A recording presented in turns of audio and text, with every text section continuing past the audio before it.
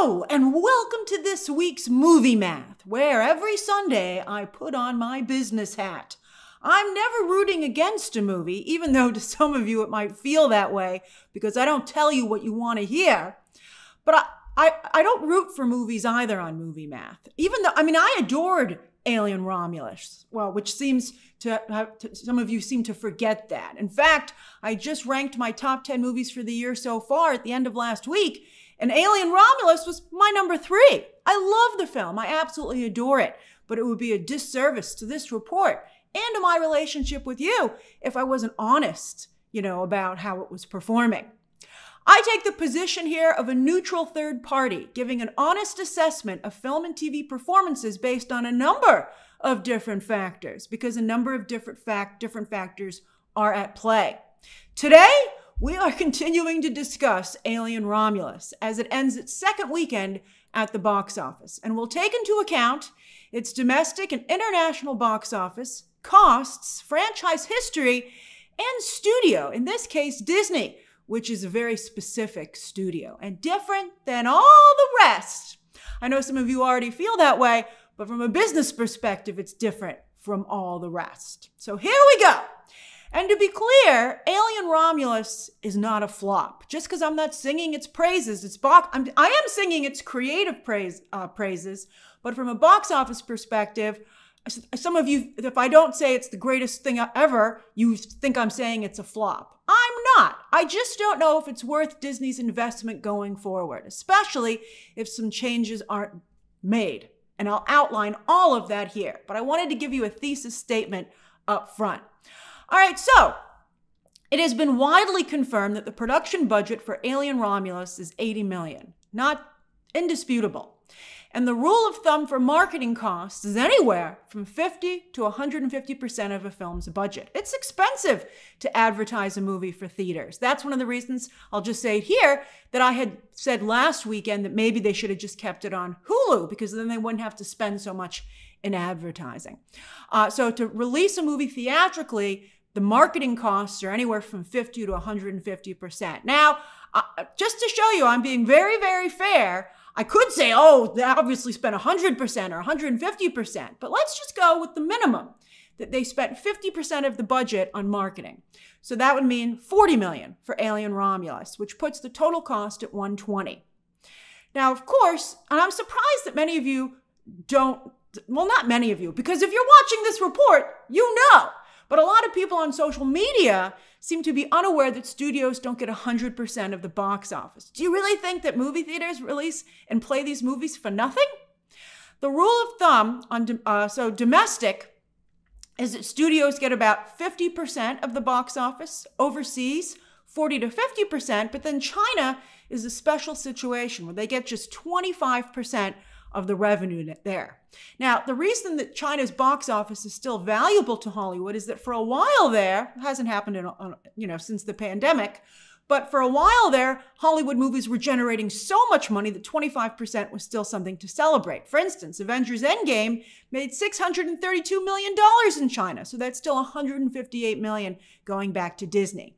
Also, these big numbers are very helpful on paper, but to secure box office records and to make some of you go, oh, look at that number. But then you're confused as to why maybe sometimes things change about the product going forward, or the talent changes, or they take a break because you're just thinking about the number on paper and not the meaning of the number. All right, now, so because the marketing budget isn't set in stone and the studio does not have to report it, they report the budget. I'm not sure why one is publicly available, but the other is not. But the rule of thumb that's come out is that it's 2.5 to 3 times the production budget to be considered break even. I think you can check with a number of different places and they will all say the same thing. 2.5 to 3 times the production budget to break even. That's that you made your money back. And so that would put Alien Romulus's break-even point at 200 to 240. Now, the good news is that to date, the movie is at 225 globally, which puts it right in that range. It's not even 100% out of that range, but it's in the range, so that's nice. The bad news is that it's dropping pretty quickly. The domestic second weekend drop was 61%, and it couldn't even hold on to number 1. In fact, Deadpool and Wolverine went back to the number 1 spot in its 5th weekend. So it would have been nice if Alien Romulus had been able to hold on to that. What numbers would make me feel really good about Alien Romulus? If it had opened with a 5 in front of it, which many movies this year did. I was very disappointed last weekend that Alien Romulus couldn't run with that pack, which includes, by the way, R-rated movies like Bad Boys 4. And I think a second weekend drop, if it had been anywhere in the 50s, I think would have been very encouraging. Although considering how good I think the film is and how low the opening weekend was, I would have, if it had opened with a 5 in front of it and then dropped in the 50th percentile, great. If it had opened, since it opened with a 4 in front of it, I would have preferred for it to drop in the 40th percentile, which would have meant extremely strong word of mouth. But as we said last weekend, that cinema score was sort of low at a B+, so that's probably one of the reasons, it's not having the legs that maybe some of us had hoped. All right, so it's dropping. I think that what this means, some are saying that it won't even reach 100 million domestic. I think it'll get there, or at least extremely close. So I think it's going to end probably right around 100 million domestic, which means that it's going to be in the same group as Ghostbusters Frozen Empire, and I'm putting the budgets here as well. It ends with Us, If, and Bob Marley One Love. I think Alien should be in the grouping above this. So that to me is one of the reasons I consider it a little bit of a disappointment. I'm like, that's not the pack that Alien Romulus should be running with. And also going by the 2.5, 3 rule, only it ends with Us is it's the only profitable movie here that's gone beyond its break-even point. In fact, I'll just say it here, It Ends With Us it has one more week on it, but it's outperforming Alien Romulus. And then also Bob Marley is potentially a break-even movie. It's also right in that range. Now, Alien Romulus is doing very well overseas, particularly in Asia. And some people are saying it has multiple markets to go. It only has one major market left to go, and that's Japan in Asia, where it opens September 6th. However, so far, the vast amount of its overseas revenue is from China, where again, the studio Disney will only get 25% of that. So on paper, the overseas number is 152.8. However, that's really just 80 million when you take China out of the equation. So that's 40 million from that back to Disney, and then just 18 million coming out of China. So the real number that's going back to Disney from overseas is 58, not 152. So that's kind of like, and again, I'm just trying to paint a realistic picture here, and I find it frustrating when I see unrealistic discussions. All right, that's where I'm coming from. All right, so we're both frustrated, but my numbers are correct. Now, to be fair, some of you have said, well, Grace, Alien has never been a big box office franchise. And I was looking at it, and you might be right, which is tough, though, because it has the budget of a big box office franchise. If these movies were really cheap to make, like some of you are calling Alien a horror franchise, yet the budgets are so much bigger, even at 80. No, but Hollywood doesn't love the horror genre because it has $80 million budgets. It loves the horror genre because they're typically below 50, if not 30 million.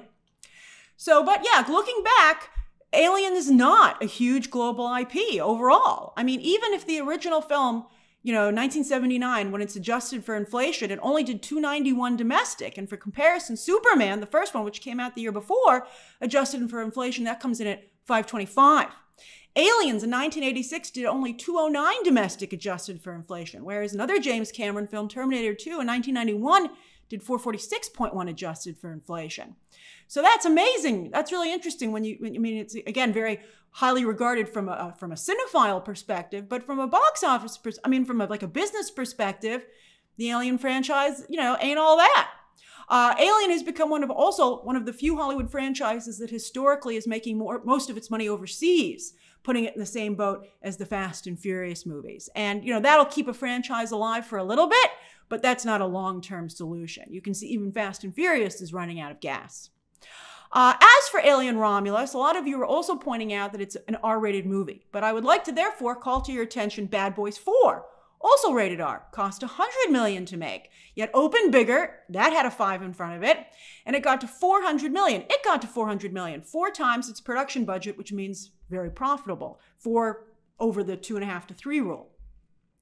Now, I still think it's unlikely that Alien Romulus will get to 400 million global. I think at this rate, optimistically, again, it's at 225, we would say maybe 300 to 350, right? Which would be above its break-even point, making it profitable. But it would be less than Apes made worldwide, Bad Boys 4, also R-rated, and Less Than Godzilla X Kong. And by the way, Alien Romulus, to me, from a creative standpoint, is better than all those films. So that's frustrating that the box office is lower. Now let's take a look at this from Disney's perspective, because I think pretty much any studio but Disney would be very happy with this performance, particularly the smaller studios that tend to be the ones who put out the horror movies. They'd be like, woohoo! But Disney is a very unique studio. They stand apart because of their very strong business model. Now, when Disney is fully operational, 2019 is a very good example, the last year before the pandemic, when Disney really had kind of like reached its peak, in fact. They release about one movie a month, which gives them space to promote each one. Because Disney knows that casual moviegoers go about once a month to the movie. And Disney's goal is to be that one movie a month. And when Disney is at peak performance, it usually is the one movie a month that people go to. Because Disney specializes in broad appeal films and tentpole movies. And Alien Romulus also is clearly not shaping up to be, that description doesn't fit Alien Romulus. Last year, though, The Little Mermaid, Quantumania, Indiana Jones, and Elemental were all considered weak performers for Disney, despite bringing in more domestic than Alien Romulus will. Although, of course, their huge budgets, because of the pandemic, etc., were a factor in them being considered weak performers. But if you look at Disney's domestic this year, you can see that Alien Romulus is coming in way lower than everybody else, even Apes. And so again, it's like, what here doesn't belong? Alien Romulus isn't able to keep up with the other Disney films. And as Disney has also been making very clear, their movies are engines for their overall empire, which has merchandise and experiences. What merchandise and experience is Alien driving? Right now, none, And that's why I said, we'll talk about theme. Don't worry, we'll talk about theme parks later, just in a little bit after in this conversation. But again, the reason that I said last week that maybe Disney should have kept Alien Romulus on Hulu with this kind of performance, and I should have clarified last week, to be fair, that they wouldn't have had to have that kind of a spend on advertising if it had gone straight to Hulu. And it would have, some of you were like, this is better than no money. But it wouldn't be no money. It's just a different idea of where the value is, right? It drives subscribers to Disney Plus Hulu, and also it combats churn. It keeps them on the service, those who are already subscribed. And so there's a lot of value there. So it just becomes a different type of value. And, I'm not sure which is greater, considering that I think Alien Romulus is like a little weak theatrically. Of course, Alien Romulus could surge on digital and streaming, and they have the upcoming Alien Earth series on FX. However, while Noah Hawley is very good at getting great reviews and nominations and awards for his shows, he's never been able to deliver huge ratings like, say, Ryan Murphy or Shonda Rhimes, which would keep the Alien franchise, again, as niche. The past Alien movies have been doing very well on Disney Plus and Hulu, although we'll have to wait and see in a few weeks if they pop up onto Nielsen, because Disney Plus and Hulu content rarely does. So what to do going forward, right? Well, I think a large part of that depends on whether or not there are Disney executives who are Alien fans, who just want to make another Alien movie. Because honestly, I think whether or not Alien Romulus is a hit is right on the line when it comes to interpretation, if not leaning slightly to not a hit, because again, it doesn't generate other revenue streams for Disney, and that's their business model. Where's the merch? Where are the theme park experiences? Now, Deadpool and Wolverine is rated R and is becoming an unlikely theme park experience, which is driving, social media interactions and theme park attendance and giving people a great experience and things to do. But also Deadpool and Wolverine, as you can see, is far more popular with the general public. Alien Romulus, as you can see from its global box office, is a smaller group of fans. I saw some interesting queries online as to why Alien movies are rated R, but Jurassic movies are rated PG-13. Very good question, right? Could you potentially make a PG-13 rated Alien movie that would be acceptable to the hardcore Alien fans so you could keep them and just grow the audience? Now, I know we had a similar conversation about Deadpool movies, right? And that managed to stay R. However, if you pay attention to the content of Deadpool and Wolverine, well, it's rated R for swearing and innuendo, and there are some bloody sequences. There's a lot less gore than in the first two Deadpool movies. And I remember a lot of you in the comments from my previous videos about Alien Romulus when I was like, why didn't you go? A number of you said it's because you thought it was too gross, that, you just didn't think you didn't think you'd have the stomach for it. So can you make an Alien movie, even if it does remain rated R, that doesn't dial back on the xenomorphs, synthetic scares, and kills, but maybe isn't quite so gross? You know, maybe that's a directive that would be important. You know, I think they hired Fede Alvarez to dial up the gross, but that might have actually ended up working against the film with general audiences, or casuals, as we like to say. You could also try to bring the budget down even further, right? Prey was just $65 million, and Alien v Predator Requiem was only $40 million. I wonder what the budget will be for Predator Badlands from the Prey team. And there's also, by the way, I've checked, there's been no confirmation for sure, because they just cast Elle Fanning. So I was checking, and they have not confirmed whether or not Badlands will be going to theaters. It might be going straight to Hulu, just like Prey did. So you can see, you know, that Disney obviously feels that there's value in the direct-to-Hulu release because they were very happy with how Prey did. So not as a fan, but as an executive for the studio. You're not even an executive on the Alien franchise. You're an executive who works for Disney. Would you make another Alien movie? And what changes would you make to better optimize return for your company? I also think Disney needs to seriously consider giving merch and theme park elements a go to see if maybe there's interest there at all. Just to, you know, because it's been a while, right? Like, I'm sure some of you are like, what about Alien Encounter? Yes, Alien Encounter. Alien Encounter, you know, was a theme park experience at the Magic Kingdom, but it was pulled and switched to Stitch. Right now, I believe it sits empty. So it might not just be a great attraction. But the reason they changed it was because not only was interest dwindling, people didn't want to ride it, but they were also getting complaints that it was too scary for a Disney audience. Maybe it was in the wrong park. Maybe an Alien experience belongs in Hollywood studios. And also, Universal is changing and shifting, and also as Disney adults are on the rise. I mean, Alien Encounter closed over like 21 years ago. So Disney adults are far more of a factor than they once were. So also Universal has found tremendous success with the absolutely terrifying Velocicoaster, the upcoming Dark Universe, and everyone's very excited about a Disney Villains Land. So maybe it's Aliens time. Maybe that would do well in the parks. And I think before Disney makes any decisions, I think they should, at least if they can a little bit, test the waters and see if there's any interest in theme park. Because they're like, there's no Disney Alien merchandise. You know, would you want to buy some of that? You know, like I'd want to see if, you know, maybe I could get something out of it. If it could maybe operate the way Disney wants its IP to operate. All right, so as I said, very complex conversation, particularly when you actually look at everything that's involved.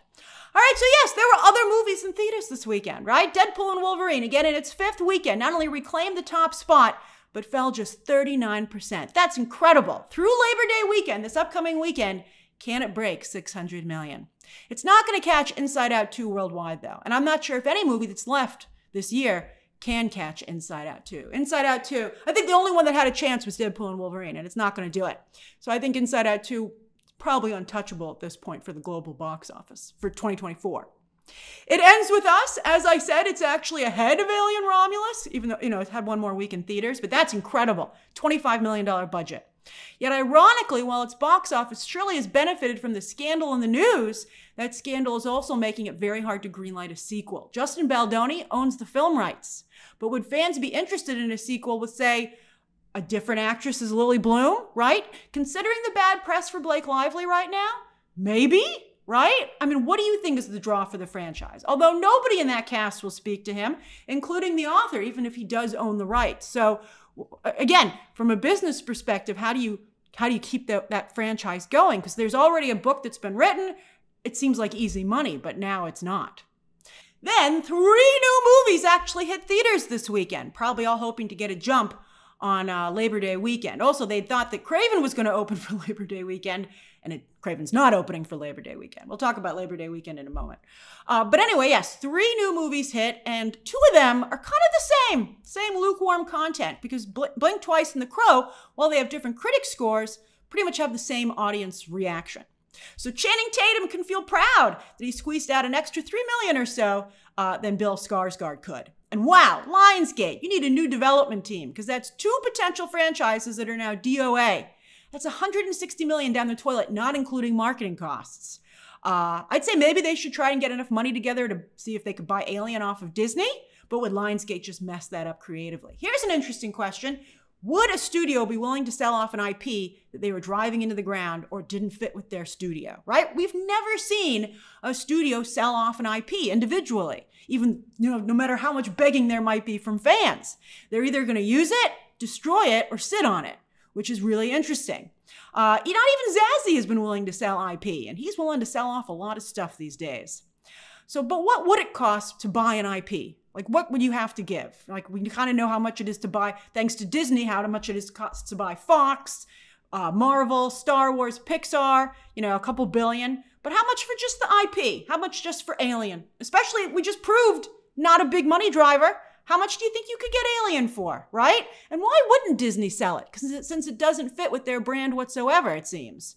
And by the way, speaking of Zazie, I think this would be something he should buy, because I think Alien would fit extremely well with Warner Brothers brand. I think it would be an excellent fit with that studio. So that's an interesting conversation as well. Sometimes the slipper doesn't fit Disney, as you know best. And Sony released faith-based film The Forge, whose small audience liked it very much. We'll see how, if it was a one weekend thing or if it has legs through the holiday weekend. It will be interesting to see how all three of these films perform next weekend, which is, again, a holiday weekend devoid of a major theatrical release because Craven stupidly moved to December. I think Deadpool and Wolverine, Alien Romulus, and It Ends With Us will still likely continue to dominate. Probably Alien Romulus better stay at number 2. I'd love it to maybe go up to number 1, but it would be awful if it slipped to 3rd place. I would hope they would keep that order. And are you planning to see any movies for Labor Day weekend, or do you think you might just enjoy the weather? That's Hollywood is usually for years, decades. As I said, decades, they've thought that you would just enjoy the weather. But Shang-Chi, and then also just last summer, Equalizer 3, both did really nice business on Labor Day weekend. I feel this is a release schedule. This is a release date, and yet Hollywood still continues to be slow to act on it. Craven. What were you thinking, Sony? I saw Blink Twice yesterday, actually, and I really enjoyed it, although I think it will do its best business on digital and streaming. I'm also interested in Strange Darling, which has fabulous reviews and a good audience score, but new distributor Magenta Light Studios just couldn't get it on anybody's radar. It failed to even make the top 10. The top 10 is not very competitive these days. I think that could also do very well on digital and streaming, but I think it was a mistake to release Blink Twice and Strange Darling the same weekend, since the films seem very similar. And I hope that they get a good distance from each other when they both eventually hit digital. I know that the studios are competitive with each other, but I still think it would benefit them to have some kind of committee where they discuss release schedules instead of playing chicken all the time with each other. Like, a movie's doing well, help each other if they build off of each other well, and counter programming and stuff like that. I just think, especially with now that they all have to deal with the threat of streaming, that it would be beneficial to them. And then all the other people could be like, don't leave. And also, maybe there should be some kind of penalty for abandoning a release date so late, because it's hard to shift another movie into that spot because you've already spent so much on an ad spend. But maybe the studios could become more liquid in their release date ability to shift. All right, so anyway, over on streaming, let's start with Nielsen for late July. Speaking of Ghostbusters Frozen Empire, while it couldn't even break even theatrically, as you can see, when the Sony movie hit Netflix, Sony doesn't have a streaming service themselves, so they send their movies to Netflix after digital, it really blew up. Which means that while the current creative team might not be it, the Ghostbusters brand still has some pull. Wouldn't it be great to see this kind of reaction to Alien Romulus? However, this is where maybe Ghostbusters being turned into a family film might work in its favor, because it has such broad appeal, at no extra cost. Especially on Netflix, which has so many subscribers. They can blow up almost anything. They blew up Warcraft recently, remember? That was incredible. All right, House of the Dragon is holding pretty steady in a tight race with Cobra Kai, as well as Bluey and Family Guy. Like, House of the Dragon might have dropped in the rankings, but its numbers are actually pretty steady. It's just, these films are all operating a little over a billion minutes, or films and shows, etc. And a week after its finale, The Boys might have fallen off of the overall chart, where it dominated last week, but it's still very, some of you pointed out that there was the correlation with real life events. So maybe that might have been part of what happened, but and there might be an argument to that. But it's still doing very well, even a week after the finale. Very high still on the originals chart, number 2 in fact. Well, The Acolyte, also a week after its finale, has fallen back off again. Nowhere to be seen. The movies chart, also, as you can see here, just briefly, continues to be pretty bland. All right, on Netflix's charts, starting with movies, The Union is a solid debut, particularly for a film everyone says, from critics to audiences, is just awful. It's bigger than Atlas, A Family Affair, Trigger Warning, and Hitman. And on par with Damsel's first weekend. So that's pretty nice for Mark Wahlberg and Halle Berry, but we'll see how it does its first full week, where Damsel did almost twice this. Very big, Millie Bobby Brown, huge Netflix star. But Mark Wahlberg is a big Apple star. His Family Plan over there is their biggest movie to date, and they're currently putting another movie together with him. So Mark Wahlberg, he's doing very well with streaming services. He's almost carved out a new career for himself. With shows, while Emily in Paris isn't Bridgerton, few things are, it is a bigger debut than most of Netflix's other series. And this is very impressive for this show. It also pulled up seasons 1 and 3 back into the top 10.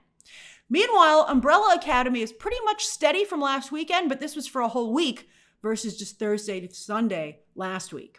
And while he's controversial, a decent number of Netflix viewers still click on Matt Rife, where he has almost double Joe Rogan's debut from a few weeks ago. Well, over on iTunes, Inside Out 2 is now available digitally and is #1, while Longlegs and Shudder's Oddity out of Ireland are doing strong numbers for horror. Plus, the Godfather trilogy's in there because it's just $10. You should pick that up if you don't already own those movies. It might include part 3, but still, $10 for all 3 movies, that's a very nice deal. As for this coming weekend, as I said, Craven moved. So Lionsgate, well, they'll try it again with 1992, executive produced by Snoop Dogg, who's having a very good summer thanks to his coverage of the Olympics. Sony has an AI horror movie. Bleecker Street has a sci-fi thriller called Slingshot. And Reagan with Dennis Quaid will target conservative moviegoers. On digital on Tuesday, there's Kinds of Kindness, but also if you wait just a few days, you can watch it on Hulu at no extra cost starting Friday. There's also Lee Daniels' horror film, The Deliverance, on Netflix on Friday. I've seen that as well, and it's a pretty standard exorcism movie, but Andra Day's performance is excellent, as well as the kids. But Andra Day was very, very good in this movie. Then as for shows, Only Murders is back starting Tuesday. I'm excited about that. Plus Adam Sandler's Netflix special. While on Thursday, season 2 of Lord of the Rings starts on Prime Video, while Netflix has 2 series dropping, all the episodes, Terminator Zero, as well as Chaos with Jeff Goldblum as a modern-day Zeus dealing with all the other gods. Kind of like a Netflix Neil Gaiman basic. They're trying to do a Neil Gaiman. We'll see if it's as successful, or maybe even more successful. Netflix always has its subscribers covered. Look at all that Netflix content for the holiday weekend, which is probably why they continue to have the least amount of churn. And that's this week's Movie Math. What have you been watching? What do you plan to watch? And which movies do you think will dominate and take advantage of the long Labor Day weekend? If any, was Craven, again, do you think that Craven was wrong to move out of this spot? Share your thoughts down below, subscribe today, and of course, as always, you can check out some more videos right now.